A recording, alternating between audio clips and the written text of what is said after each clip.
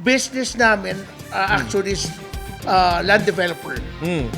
We develop for Robinsons, Federal Land, Mega World, yan, Ayala Land, yan, So, mga ayun. private.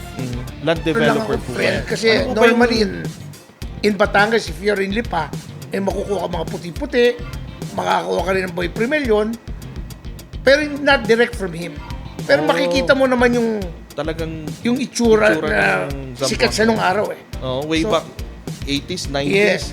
Nung first breed ni Mr. Boy Primalyon, talagang kinatatakutan. Tsaka ano siya, yung time nila Idol Patrick, di ba, nanggaling sa mga Sambuanga White yung kanya eh. Especially, nagpasikat ng mga Sambuanga White before, Mr. Manny Dalipe, Yan. na sumama sa WSC na kanilang pinag-champion din. Kaya ko lang naisip na gano'n dahil aggressive yung sa Soson eh. Naririnig ko from Asyong Soson, takot sila kay Patrick Antonio.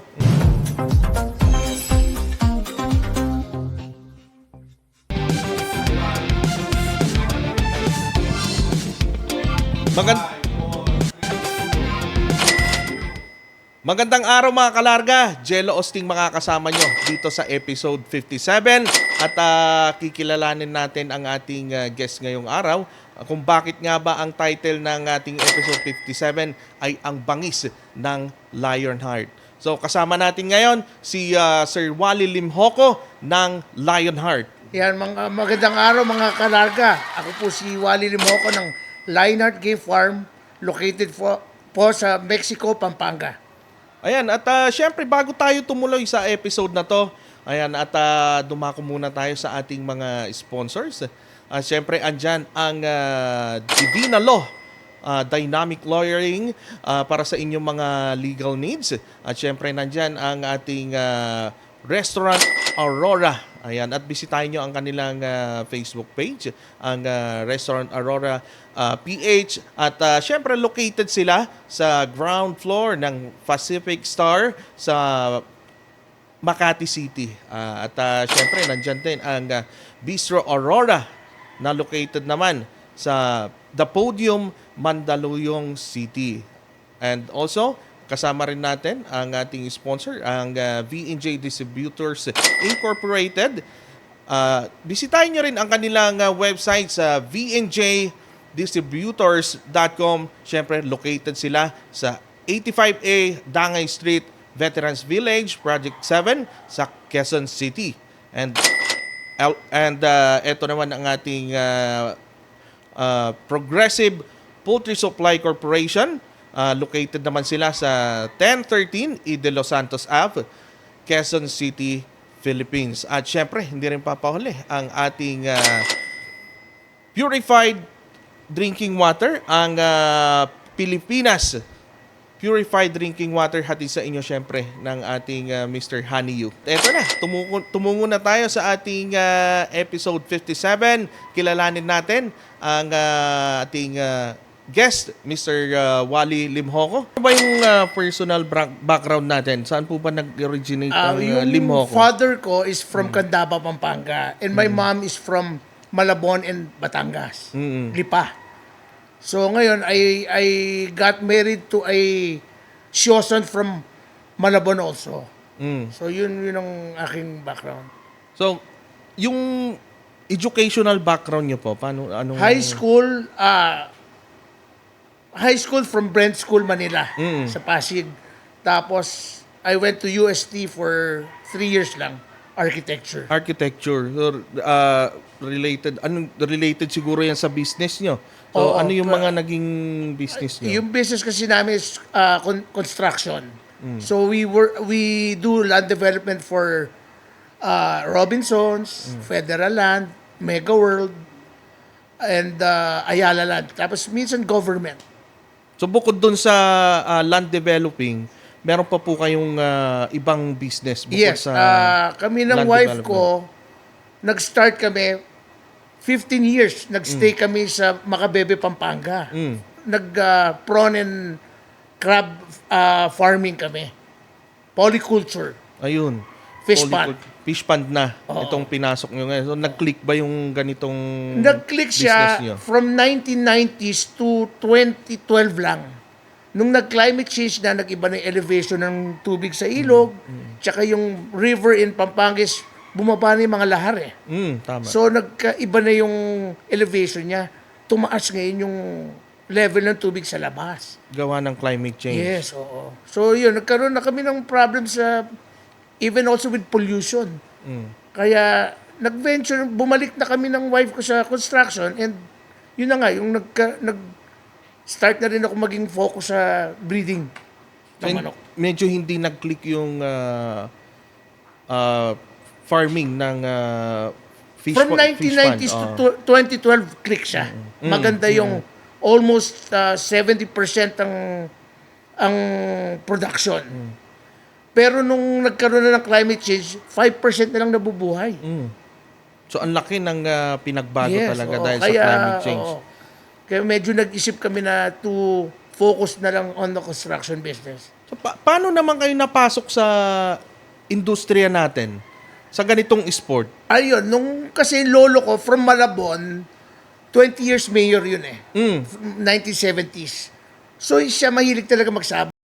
He has a farm ng kabayo at manok sa Lipa, Batangas. So binibigyan kami ng mga apo niya ng mga manok from Batangas, yung mga galing pa Padre Garcia, bumabiyahe pa kami ron, gano'n. Tapos may mga kilala rin siyang breeder. So nung nabigyan na kami, doon nag-interest ako na bakit hindi ako mag-breed. Dahil from him, hindi naman sa Limhoco side yung manok eh. From the Malabon side, tapos nakapag-asawa pa nga ako ng Shoson, Asyong Shoson, Eddie, from Malabon and Bataan yun. Which is mga ako din. nagkaroon ng interest magmanok. So, mga ilang taon kayo nung nag-start kayo talagang humawak ng manok, Mga maglaban? 15 to 17, nag-start na ako pero on and off. Yung parang paalaalaga lang ng backyard. Tapos nag-try ako in the fish pond kasi normally ang lagay lang ng tipi doon nasa pilapil eh. Tama. So narinig ko sa ibang breeder, mahangin, pero actually matibay pagka nasa fish pond eh. So makakalaban mo lang doon pagka fiesta, mas malakas ang laban in So, the fish pond. parang nag-start kayo, pang tupada lang. Parang pang fiesta. Parang Hindi ganun naman, na laban. small time. Small time. Small time lang. Yung parang hobby-hobby lang. So, nasa bloodline talaga yung pagiging sabungero. Yes, from my lolo in Malabon and the family of my wife. Doon ako nag-interest na. So, paano kayo nag-start na sa breeding? Nag-large scale ba kayo agad? Or Ay, hindi. Now, yung parang personal. Yung hanggang kaya lang ng bulsa yung ginagawa ko. Kasi ayoko naman yung magmamanong ako tapos matitipid siya. tama? So yung kaya lang, hindi naman ako yung ako 11, 22, okay na yun. Basta yung breeding ko nananalo. Because nag-start ako from the Shosons ng mga line eh. So kanila normally the abuhin, yung blues. So, ano yung mga bloodline na nakuha nyo? Doon ba kayo nag-start sa mga bloodline na nakuha nyo sa mga Shosons? Yes. Yung nakakuha ko sa kanila from the Shosons, yung mga blue, tsaka yung nakakuha ko ng isang red kelso, pinag-cross ko siya, tapos nag-throwback ng puti. Eh, ang fighting style ng kanila, puro grounder, tsaka frontal. So, iniisip ko na, kukrosan ko. Nakakuha ngayon ako kay Boy Primalyon dati pa ng Zamboanga White. Kasi nag-throwback ng white eh. Kinos ko siya sa white din. Nagkaroon ngayon ng overall, all around na laro. Nakakapag-wave na siya ngayon. Hindi na lang siya puro frontal ng palo tsaka grounding. So yun, from there, nag-cross ako ng white kelso. Kasi red kelso siya, from red kelso and the blue. Ngayon, pinuro ko na siya ng white Kelso. So itong white nyo ay galing din sa throwback talaga. Throwback ng blue sa red Kelso. Ayun. So natumbok natin. Balik tayo dun sa Zamboanga White. Ngayon, itong Zamboanga White, paano nyo na-acquire? Saan kayo na... Direct descendant ba ito ng Hindi, mga... meron lang akong friend kasi normally in Batangas, if you're in Lipa, eh makukuha ka mga puti-puti, makakakuha ka rin ng Boy Primelyon, pero not direct from him. Pero makikita mo naman yung Talagang itsura itsura na ng Zamboanga. sikat siya nung araw eh. way So, back 80s, 90s. Yes. Nung first breed ni Mr. Boy Primalyon, talagang kinatatakutan. Ng Oh, mga... tsaka ano siya, yung time nila Idol Patrick, 'di ba? Nanggaling sa mga Zamboanga White yung kanya eh. Especially, nagpasikat na mga Zamboanga White before, Mr. Manny Dalipe, Yan.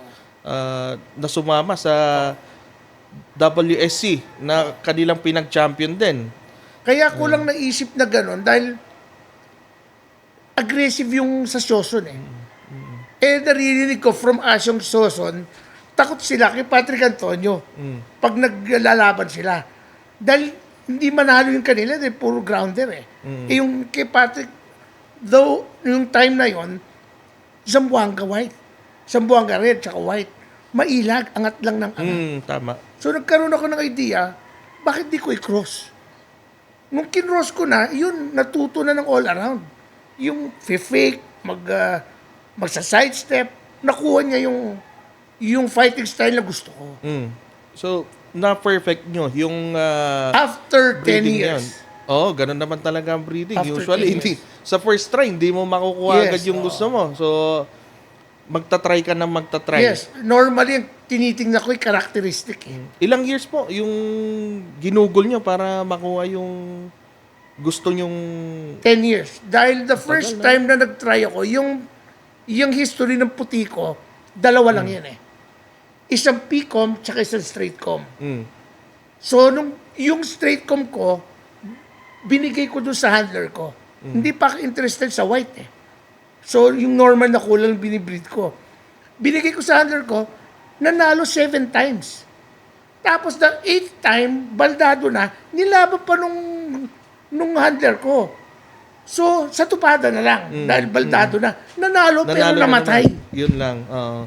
So, nangyari, yung natirang sa akin na P-com, kinross ko doon sa mga straight com na family noon. Ngayon, Sir Wally, itong mga whites nyo, ano ang pinangalan nyo? Dahil balita ko, parang pang-action star eh. Oo. Pang-action star Nakuha ito. ko yung farm ko, yung pangalan Lionheart, dahil yung kay Van Damme, kaya nagkaroon ng Van Damme, ng tao yun eh. Oo. So ngayon, nakuha ko yung Van Damme line, tapos nakapag-produce ako yung Maquinilla line, yung white-legged na straight com din. Dalawang color lang yun eh. So itong pangalan ng farm nyo, Lionheart, nag-originate dun sa movie. Yes. Sa movie ni Van Damme. Yes, nasabong Ang galing. din ng tao. Oo. So ayun, sige, ituloy natin yung ating history ng meron na tayong Van Damme. Oh, tapos White nakapag-produce ako ng Maquinilla line. Ano naman tong Maquinilla 9? Ito yung 1/4 na nakuha ko, kinross ko from Joey Salansang. Kasi meron siyang binigay sa akin, acquire ko na white-legged na malaki. Malaki siya. Kinross ko doon sa akin mga white Kelso. Nakita ko, ang fight style niya, iba sa Van Damme. Yung Van Damme, all around nagwe-wave. Itong Maquinilla, umaangat na nag-iiwan ng paa sa ere. Hindi ka tatamaan, pero pumapasok ang paa. Parang nagmamakinilya. Nagmamakinila siya. Ang galing Mula taas hanggang baba. Oo, yun, puro angat lang siya, tapos gumagano lang. So multiple shuffler siya. Multiple shuffler siya. Ayun. Balita ko nga dalawang klase itong Yes. Maquinilla line mo. Ano ba tong dalawang klase ng Maquinilla line? Yung Van Damme lang tsaka Maquinilla. Tapos labas din uli ako, the third line, sa puti lang to, the third line, Atom line. Atom line. Yes, kaya Atom, sabi naman to ng robot. Robot naman. O yung real steel. Ayun, napanood ko rin yan eh. Yes. Yung, Hugh Jackman. yes, yung Atom, 50% ng manok ko, 50% ng breeder ng mga puti na sikat. Bumibili ako doon. So, Tinatry ko lahat yun eh. ano to mga bloodline na na-acquire nyo, na sinalpak nyo dito sa Atom White Nakakuha naman? ko from Martin and Marlon Esculin, na Zanino, na Zamboanga, 50-50. Okay. Tapos kumuha din ako kay Tony Lizares. Yan, Mga Tollis White. Tollis White. Yun, ang ginagawa, the Atom line, nag-experiment ako kung sino yung magmamatch. Sa white ko na, breeder din ng puti. So ano yung nagnik na pinasok yung bloodline sa lahat na nabanggit nyo? Yung Na naging successful. Successful. Oo. yung kila Esculin. Ayun. Kasi kanila, may bloodline ng Zamboanga rin eh. Tsaka Zanino eh. Ang fighting style medyo mailag. Eh yung sa akin, may frontal pa rin eh. So pinasok ko na naman siya. Doon ako nagkaroon ng 50% manok nila, tapos 50% yung sa akin, nilaban ko ng Northern Pride ng Thunderbird. Ayun. Doon ako nag-yun. Dapat solo. Kaya lang, natalo ko. Yung sa lahat ng nabanggit yung bloodline, ano yung may pinakamataas na winning percentage? The Van Damme line. The Van Damme line. Yun talaga proven and tested na. Proven and tested. Yung dalawang yon. Actually, yung tatlo. Tapos ngayon, nagve-venture na lang din ako sa off-color. Actually, sa farm ko, wala pa ako masyado sweater. Magsa-start pa lang ako. Ang fino-focusan ko ngayon yung gray. Yung gray na kulay. So bukod dun sa whites, meron din kayong mga grays. Yes, and yung medyo tested na sa pit, the gray and the cross of black and blue. Ayun. Blues of the Choson also. Kaya nalabas ko yung Jabloos. Diablos naman. So na-maintain Yes, nyo new line. talaga yung mga blues na yan. Yes, pero ngayon, konti na lang sila eh. Ang hirap na ibalik ngayon eh. Dapat yung original pa yung nakuha mo eh. So paano nyo na, ano bang combination na itong gray na to? Ano yung... Yung combination ko ng gray, yung kukross ko yung Paul Sparks, Paul Sparks? yung kay Papay, gray. Papay gray. Yan, papasukan ko kung gusto ko maging dark leg. Tsaka yung isa yung Joe Good Gray. Yan, Joe yan Good magagaling. Mga Frost Gray, Frost gray. tas yellow and white leg. So, Actually, ayoko masyado nung dark leg. So, ilang crosses ang ginawa nyo bago nyo ma-achieve yung Always ganito? ako, para hindi ako hirap magtimpla, always two-way lang. Two-way lang. Never, bihira ako mag three-way. So, kung Para ano yung... paghahabulin ko yung line or dadagdagan ko ng gusto kong fighting style, Mas madali. mas madali. Hindi ka maliligaw. Saan nga ba located yung farm niyo, sir? Sa mukhang taga Pampanga kayo. In Mexico, Pampanga. Yung Yung farm niyo. yung pag may makita kang shell, yung likod nun, NLEX, Okay. southbound. Southbound. Ayun. At syempre, maraming nagtatanong, naka-focus lang ba kayo sa commercial breeding or naka-focus lang ba kayo sa personal breeding or nagko-commercial din kayo? Actually, yun ngayon na pag-usapan namin nung magiging partner ko, si Mr. Marasigan, kasi ang sinabi ko din sa kanya, yung whites tsaka yung mga off-color, konti lang may gusto din eh. Normally, they look for sweaters ng mga banderahan, magaganda yung body structure, Yun ang usong-usong yung ngayon. balansyado, yun ang uso eh. So ngayon, nakakuha pa lang ako sa breeder ng sweater sa start ko this season. So normally akin, personal, and yung mga derby lang na mga kaibigan ko, doon lang ako sumasali. So hindi Hindi kayo... pa ako commercial. Hindi pa. So Planning pa lang. plano nyo talaga mag-commercial Planning pa pagdating ng panahon. Yes. Oh. So tingin ko nagpapanalo naman yung mga lines nyo, maganda ang outcome. So sumasali din kayo sa mga big events. Yes, sa pag big events, may financier ako. But pag from local in Pampanga, yan, kaya naman. So open naman ang farm nyo para sa lahat. Yung bibisitahin kayo. Yes, pwede. yes. Oo. And pwede nyo po silang invite kung gusto nilang bumisita sa farm nyo. Ayan, mga kalarga, no, kung gusto nyo mag-visit sa farm, message lang kayo sa schedule natin para nandun din ako that time. Matulungan ko kayo pumili. Facebook page, baka meron po kayo. Lionheart Game Farm. Ayun, Lionheart Game Farm.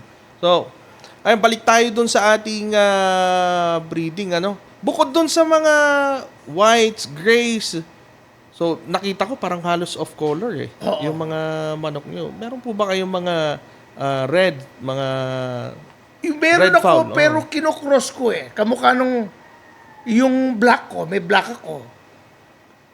Hindi ko masyadong type yung blue ko, masyadong aggressive. Kinalma ko siya, nilagyan ko ng black. Yun, medyo nag-click Kaya So- tinawag ko Jablus, tested na yun yung Jablus, yung black na may blue. Blue, Kaya Jablus. kaya Jablus. Para Pero kakaiba siyempre, kailangan mag-invento ko ng magandang pangalan Kasi yun yung tumatatak pagka... Yes. Siyempre, alam nila, pag maganda yung outcome ng breeding, siyempre, kakaiba yung pangalan. Doon Tsaka ganun din, ang American breeders ka, di ba, Oh. pangalan lang nila Same lang. Halos lahat Pero normally, mas magaling pa rin Pinoy. Yun ang sabi. Pero, Yung anong comment nyo doon? Ba't nag-i-import pa rin ng, siguro for material and your bloodline. Pero, infuse? ang tagal nilang nagpang-infuse? lalaruin muna Kaya yung mga iba, pag inaaya akong bumili in Mexico or in the States, sabi ko, boss, laruin nyo muna. Pagka natimpla nyo na, tsaka bibili na ako sa inyo. Sabi nga ng mga Amerikano, mas magagaling ang mga Pilipino. Okay, Sir Wally, since nandun na tayo sa transition from business to full-time breeder, ano yung mga goals and gusto nyo pang i-focus? Kasi normally, nung nasa Pampanga ako, may mga projects kami out there. So pagka nasa-stress ako minsan sa work, sa construction, diretso ako sa farm. Mag-overnight ako, tingnan ko yung breeding ko, dalhin ko yung pamilya ko, magba-barbecue kami doon. Yun, at the same time, napofocusan ko yung breeding. Normally, ang talagang forte ko is the breeding. The breeding talaga. Yes, oo. Naging focus kayo. May naging mentor ba kayo sa pagbe-breeding? Dati, kasi ang mentor ko si Idol Patrick, si Tony. Si Tony, classmate ko from high school in Brent. Mga 20 years, 25 years kaming classmate niyan. So, Magkaibigan. ano yung... Tapos yun, meron na akong mga friends from local there, sa Bataan, sila Vince Rellosa. Yan, naging mentor ko ngayon. Tapos pagka nasa field ka ng manok, marami kang mamimit na gusto mong maging mentor Tama. Hindi lang naman lahat pwede Merong magaling mag-advise So, different ideas yung Yes, na-adapt nyo. Yes, oo. So, Siyempre, yung pinapasok ko lang, yung gusto kong style. Yung gusto kong way of breeding and materials. Doon sa mga naituro ni Idol Patrick, ano yung pinaka na-apply nyo talaga sa breeding? Sa kanya yung selection niya. So, ano ba yung paano ba mag-select ang isang Sir Wally Limhoco? Ano yung Sa mga akin, characteristics? Kasi normally, iba-ibang build ng manok No? Like sweaters, balansyado, medyo medium to high station. Di kamukha nun sa akin yung White Kelso, parang macho stuff lang siya. Kaya ang ginagawa ko minsan, kukrusan ko para makuha ko yung build, yung fighting style, yung characteristics na gusto ko. Paano ka pumili ng isang brood? Sa physical traits, sa fighting style, yung specific na Ang gusto ko yung kamukha nung na-produce kong Van Damme all around. Yung wala ka nang hahanapin nakuha ko na yung mga napasok ko na doon sa line na yun yung characteristics na gusto ko.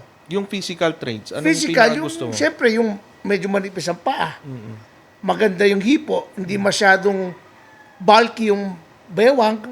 yung medyo pahaba ng konti, depende naman yan sa stag and cock eh. Ano ba yung naging advantage ng manipis ang paa, medyo mahaba yung Yung katawan? sa akin sa build, nakikita ko no, yung bilis pumihit. Mm-mm. Minsan nasa timbang eh. Minsan yung ibang breeders gusto yung mga 1.8. Yun yung mabibilis pumihit. Minsan naman yung oversize, yung nasa 2 pataas, mabagal. Medyo mabagal, oo. Sa body conformation naman, kasi yung ibang magmamanok gusto nila yung maikli yung katawan, Oo. yung iba naman gusto mahaba. Ano ba ang Sa akin difference yung ng... balance lang. Hindi masyadong mahaba yung leg. Hindi masyadong mahaba yung katawan. Yung tama-tama lang. Yun yung- Makikita mo naman kung saan siya hirap eh. Mm-mm. So yung kailangan i-produce mo yung gusto mong body structure. Through the process nung paglalaban, makikita mo talaga yung Yes, oo. kung ano yung dapat baguhin. And different breeds, makikita mo yung style nila. Normally, the hatches, iba-iba naman ang itsura. Iba-iba yung, minsan may makakapalang balahibo. Mm. Pag tumanda, bagsak na siya. Pagdating naman sa brood hen, Sa akin sa brood hen, yung medium lang. Hindi yung masyadong mataas. Tsaka yung markings, yung bloodline. Yun ang tinitingnan ko. Kasi sa breeding ko, puro puti eh. Pero ang ginagawa ko, hindi pa ako nag-inbreed. Puro line breed lang. Yung iba-ibang family, lalagyan ko siya ng mga color coding, magle-leg band ako. Kung nga, this family, pare-pare yung leg band niya. Color coding. Para nalalaman ko kung saan siya maganda i-mix. So, mga tsuhin, sa pamangkin, never pa ako yung father to daughter, never pa. so paano nyo mine-maintain yung bloodline nyo na talagang nasa tamang ano pa rin siya? Since hindi kayo nag-i-inbreed. Sa marking and the color coding, pagka nakita ko yung family yun, hiwalay ko na lahat yun eh. Pati marking. Naka-computer natin sa wife ko, ano kagad dyan, naka-log. So, alam ko, pag nag-setting ako, like this September, magsisetting ako, alam ko na kagad kung kaninong brood ang gagamitin ko Okay. at kaninong family ng pullet or ng hen ang gagamitin ko. Normally kasi, the first time I started, para hindi ako magkaroon ng maraming reject, ang gagawin ko, single mating or trio lang. Pagka naging successful yung mixture ko, bibili na ako or maglalagay na ako ng 7 hens, 8 pullets, mga ganon. Pero tinatrial ko muna. Kasi sayang yung feeds eh. Oo.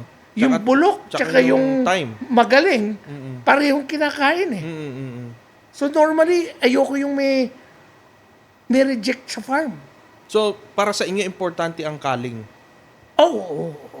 Normally, meron na nga ngayon yung day old pa lang, nasa sexing na eh. Tama. Meron na. But Marunong na ako, sila. hindi ako gusto sa ganun eh. Dahil gusto ko muna makita yung body structure eh. Bago ko yun eh. So, nandun na tayo sa breeding, mating na. Pagdating naman sa pag-aalaga ng, ng priming ng mga brood hen and brood cock, ano yung mga procedures nyo? Iyan, gagawin ko bago Conditioning. pa-priming ko muna. Yung papainumin ko muna ng parang pang ano niya, yung para Pamurga. purga lahat, dilaws. Dilaws. Yan. Tapos, yan, isi-set up ko muna, titingnan ko muna, pati brood cock. Normally, ginagawa ko kasi, pag nag-breed ako, hiwalay yung pagkain ng brood cock. Hindi siya flock na kumakain. Kasi pag bibigyan niya yung babae, Tama. hindi makakain. Oo. But I use pang-condition of feeds for the brood cocks. Para malakas pa rin siya. Na-maintain yung lakas niya. Oo. Through the Yung mating pagkain niya, process. hindi pang-breeding. Ang pang-breeding lang yung mga pullets. Tama. Siya Sa brood hen. pang-condition yung kinakain niya. So, hinihiwalay nyo talaga. Hindi, wala yan. Doon naman tayo pagdating ng sa egg naman. Ano yung mga precaution niyo na nag-aano ba kayo? Nag-i-spray ba kayo doon sa itlog? Ilang weeks yung tinitig bago nyo isa lang doon sa... Sa akin, meron akong chiller. Nag-chiller din ako, tapos iniipon ko muna sa chiller para sabay-sabay ang pisa niya sa gusto kong born. Like, early bird. Meron lang akong specific number na gusto kong i-produce. Ayoko mag-overstock. Yung kayang-kaya lang Yung talaga. kaya lang talaga ng pera. Kasi mahirap, ang mahal ng Totoo yan. pagmamanok. Pagdating naman sa ating mga sisiw, ano yung mga ma-advise nyo naman sa ating mga kalarga? Yan, yung mga Pag-aalaga kalaga, ng no? sisiw. Yung mga nag-uumpisa, pinakamaganda niyan, bumili na kayo sa reputable breeders. Kasi, pag hindi kayo bumili, pareho lang ang gastos eh. Tama. Yung pangit, yung maganda, pareho lang ang gastos. So, sa akin, ang ginagawa ko, yung kalyo na lang yung hindi nyo kaya. Kalyo kagad. Basta yung magandang marking, magandang line, yun na lang retain nyo, yung kaya nyo lang ang breed nyo. So, anong ma-advise nyo? Kailangan ba konti lang yung bloodline na habang nagpa-practice sila mag-breed? Yes, sa akin, kung ano yung gusto nyo lang na color or bloodline, yun lang ang i-produce nyo. Tapos, ano yung wag magpaparami, try nyo muna. Single mating. Try o. Pagka naging successful, tsaka kayo mass production. Tama. So, paano ba ang ginagawang farm management ni Sir Wally? Sa akin, in kanyang particular ako, yung cleanliness ng farm. Importante yon. Nag-spray ako ng para sa virus, nag-aapog ako ng lupa, tapos nag-fertilize pa ako ng lupa. Because in my farm, parang bacolod siya eh. In Mexico, pag umulan na malakas, nagsasubside kagad yung ulan. Hindi ka mukha ng ibang farm, gumagawa pa ng drainage, dahil nagmamadi siya. Yung sa akin, parang bacolod. Parang kasi tubuhan siya dati, sugarcane land. So sandy siya. Yun ang kagustuhan ko lang doon, bumababa yung tubig. Hindi papanding. So, napansin ko, maganda yung mga facilities niyo eh. Talagang Yes, pinaghandaan eh. O talagang tumingin ako sa iba-ibang farm, kumpleto ako sa fly pen, sa pit, sa ruweda, sa scratch box. Tapos meron pa akong mga pang-exercise na natutunan ko sa lolo ko.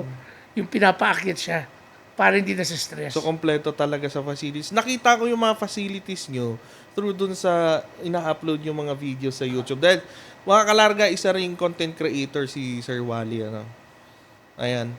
At, syempre, andun na tayo sa breeding natin. Papunta na tayo ng sisiw. Paano nyo nire-range naman? Ano yung mga preparations nyo? Pagre-range, papuntang from sisiw sa brooding, papunta doon sa Yung sa range. akin, di ba normally yung mga breeders, pinapalaki nila sa bundok para may terrain. Akyat babae manok. Yung sa akin, hindi ko na ginagawang ganon dahil flatland lang ako eh. Tama. Magre-range lang ako sa bukid na tinanim ako na maraming puno. Pero kumpleto sa vitamins saka malaki rin yung tinatakbuhan nila. Yun na yung pinaka-training nila, yung Yes. hapunan nila mga puno. Oo, yun. So may mga other plans pa kayo na pagsali sa mga big events? Gusto nyo bang sumali dito sa Manila Arena sa mga paparating na Yes, yun yung, stag yun yung seasons? plan ko at focus ko, yung big events. Because if I'm going to commercial breeding, kailangan may record siya. Hindi ka naman kasi bibila ng wala kang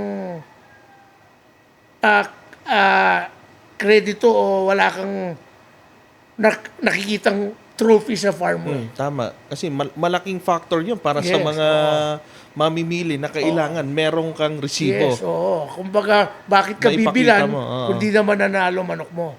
Normally kasi kaya medyo nakilala rin yung farm ko, yung mga kaibigan ko na bumili sa akin, sila yung nag-champion eh. Normally, hindi ako masyadong laban eh. So yun, na-advertise sa kanila, nalalaman na sa akin galing yung manok. So, credit sa inyo yung Yes.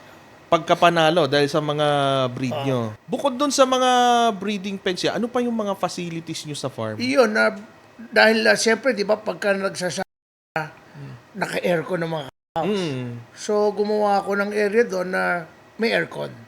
May temperature and everything para yung climatization ng manok parehas lang from the farm to the pit.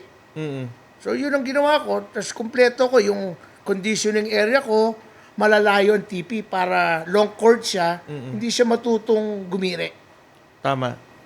Kaya yun ang ginagawa ko. Tsaka hiwalay yung range ng talian ng mga stag from the conditioning area. Kayo po ba ay hands-on din sa conditioning? Or meron kayong Yes, tao?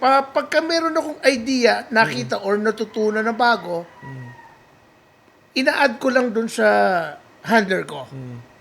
Pag meron akong gustong style or pag nakita ko na ay payat or may sapola, yun tuturo ko na kagad. So, kayo mismo ang nagse-select ng mga Final selection. final selection. Final lang.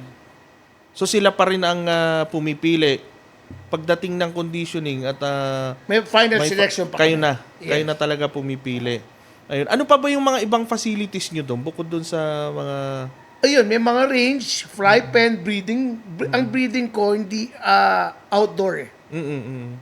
Siguro this season, magpapagawa na ako ng may indoor. Ilang hectares po ba yung farm nyo at ilan ang capacity na kayang Yung i-accommodate? farm ko actually is 7 hectares. 2 hectare rented by Shell, gas filling station sa NLEX. So meron lang akong 5 na natitira, may kasama ng rest house. So normally, weekends, doon kami natutulog ng pamilya ko. As of now po, ilan na po yung mga nakatali nyo na mga stags? Etong season na to, na-late ako eh. Dahil nagka-problema yung mga tao ko ron. So, na-produce ko lang this season is national and late born. But ngayon, nagre-ready ako for early bird. So, nakapagpapanting kayo sa WPC. WPC. So, ngayon, pagdating ng stag season na, may mga plans ba kayo na lumaban sa dito sa Manila Arena, sa MBC? Yes, oo. Kasi ginawa ko, ang pinalalabas ko lang normally, yung kaya lang sa farm and kaya lang ng pera. If your farm is 3-4 hectare lang, yung eksakto lang na hindi masyadong crowded. Mahirap pag crowded eh. Oo.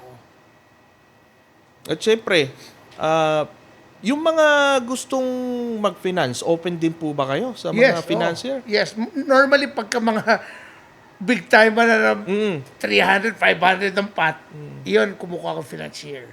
Actually, kaya naman ng manok eh, but yung financing hindi kaya. So may mga big time na talagang Yes, nag-finance sa inyo? nakasali na ako once here in Manila Arena. Sino po ang nag-finance sa inyo? Si At sumubok? Tose.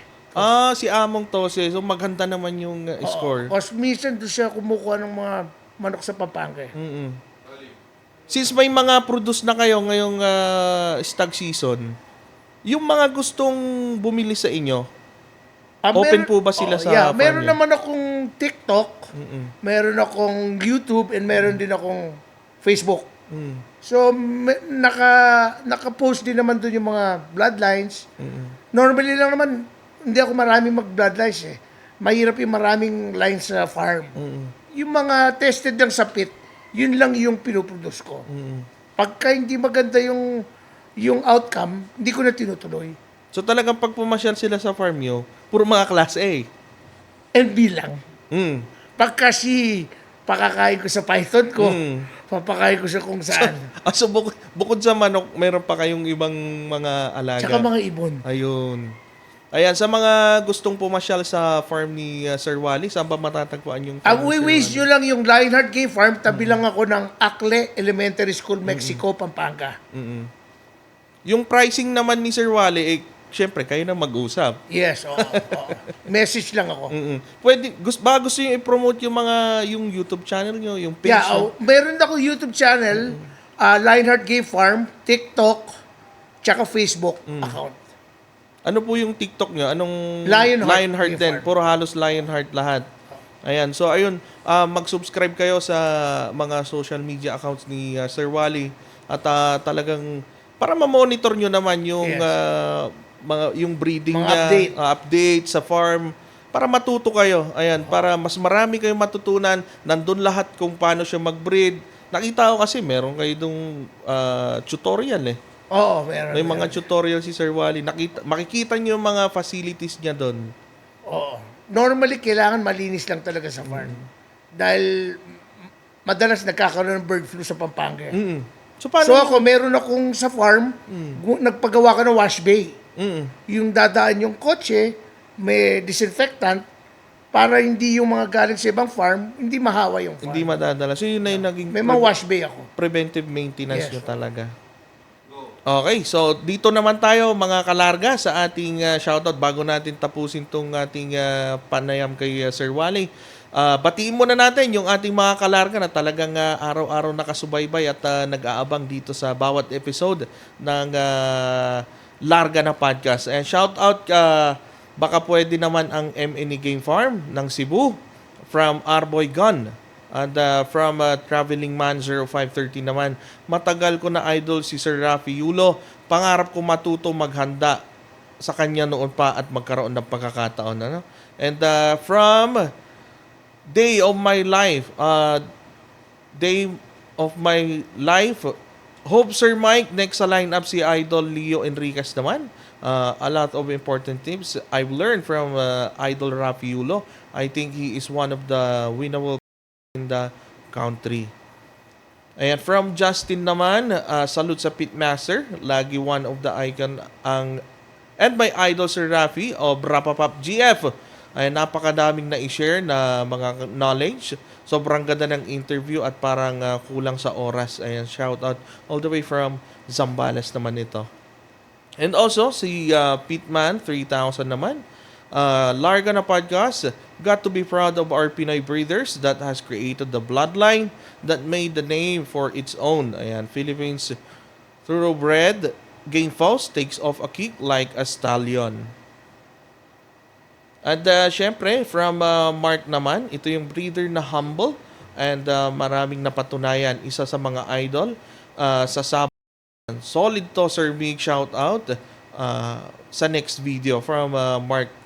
Ayan. At also, si Idol, si Tata Ray Briones naman ang nire-request nila ng Spartan Game Farm. At syempre, solid daw, Idol Rapapap Yulo, creator ng Elevator Kelso. At syempre, from RD97 Tools, hindi na kailangan sumali sa Academy kasi dito pa lang sa podcast, marami na tayong matututunan. And watching from Sacramento, sana kahit meron pay-per-view sana or subscription para mapanood yung fight ni Idol namin. Susunod sana, LDT naman. Ayan. Marami nagre-request kay Maestro Lancy. Ito naman from Ariel Palma, another excellent episode. Ayan, try to close your eyes and just listen. As if you are also listening to Attorney Ryan, both gentleman and legendary. Any parting words from Sir Wally para sa mga kalarga natin? Ayun, ang aking advice lang, start right, breed right. Huwag kayong bumili kayo sa reputable na breeders. Ayan, galing sa ating breeder na talagang nakafocus sa pagbe-breeding. Ay, baka may gusto pa kayong batiin, Sir Wally. Ayun lang, meron akong Facebook, YouTube at TikTok account. Pwede nyo ako message doon kung interested kayo.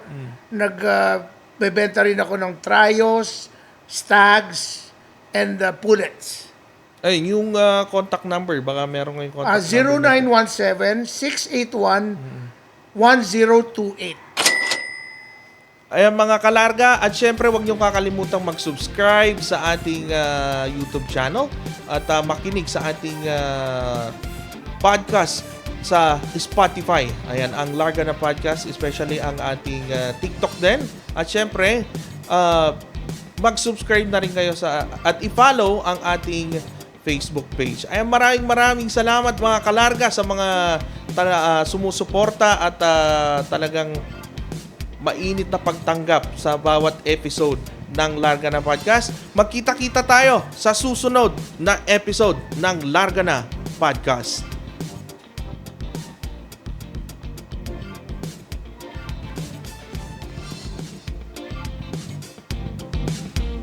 Okay.